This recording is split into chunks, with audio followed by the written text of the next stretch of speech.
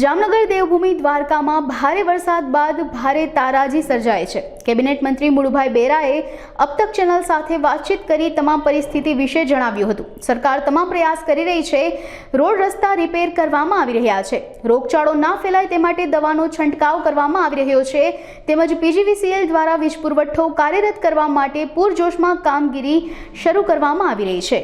ये ચોક્કસ વાત કરવામાં આવે જામનગર શહેર અને દેવભૂમિ દ્વારકા જિલ્લાની હાલ બંને જિલ્લાની અંદર અતિ ભારે જે વરસાદ પડ્યો છે તેને લઈને તારાજી પણ સર્જાઈ હતી। તો સરકાર દ્વારા પણ અત્યારે જે તાત્કાલિક ધોરણે યુદ્ધના ધોરણે જે કામગીરી શરૂ કરવામાં આવી છે। તો હાલ જે મંત્રી છે આપણી સાથે મુળુભાઈ બેરા, તેમની સાથે સીધી વાતચીત કરીએ કે મુળુભાઈ, જે વરસાદની તારાજી સર્જાઈ હતી, હાલ સરકાર દ્વારા તમામ પ્રકારના જે પ્રયાસો કરી અને લોકોના જીવ પણ બચાવવામાં આવ્યા છે।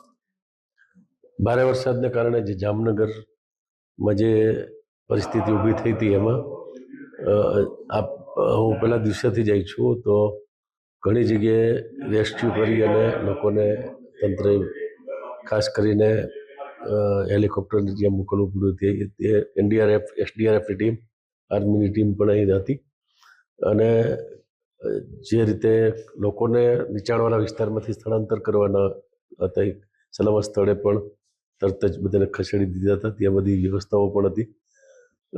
ખાસ કરીને જે પીજીવીસીએલ ખૂબ વરસાદ હતો એટલે એની જ્યાં વીજળી ખોરવાઈ ગઈ હતી એવા ગ્રામ્ય વિસ્તાર શહેરમાં, જામનગર શહેરમાં પણ ઘણું બધા ફીડરો બંધ હતો। એ બધા તુરંત કાર્યરત થાય એના માટે પણ કામગીરી ત્યાંથી પીજીવીસીએલના સી અને એક વધારાની એસસી અને અલગ અલગ જિલ્લાની ટીમો પણ અહીં આવી ગઈ છે।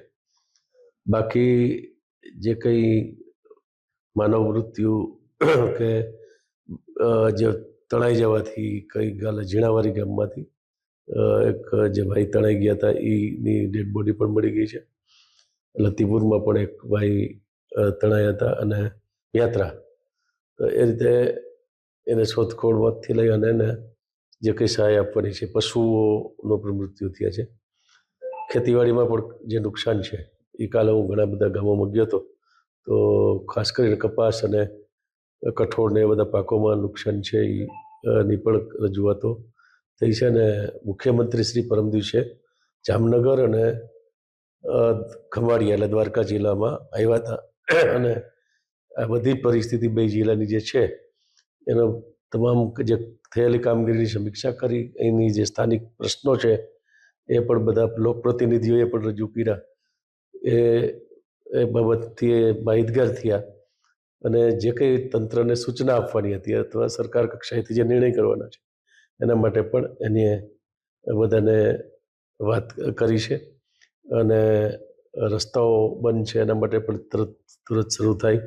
જ્યાં પાણી ઓસરી ગયા ત્યાં તરત જ રસ્તાઓ, ખાસ કરીને કોઝવે ઉપરથી પાણી જતું હોય તો રસ્તો બંધ હોય તો એવા બધા રસ્તાઓ શરૂ થઈ ગયા છે।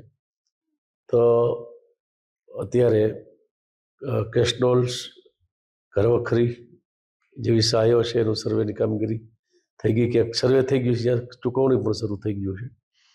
અને ખાસ કરીને સફાઈ અને સ્વાસ્થ્ય માટે જે દવા છંટકાવની કામગીરી છે, આટલા બધો વરસાદ પછી કોઈ પણ પ્રકારનો રોગચાળો ન ફાટી નીકળે અથવા નાના મોટા મચ્છર કે અન્ય પાણીજન્ય રોગ ન થાય એના માટે તકેદારી રાખવા માટે ખાસ મુખ્યમંત્રીશ્રીએ તે દિવસે પરમ દિવસે આવ્યા ત્યારે અમને બધાને ત્યાંની માર્ગદર્શન આપ્યું, તંત્રને સૂચના પણ આપી છે કે એનો ખાસ ખ્યાલ રાખવાનો છે।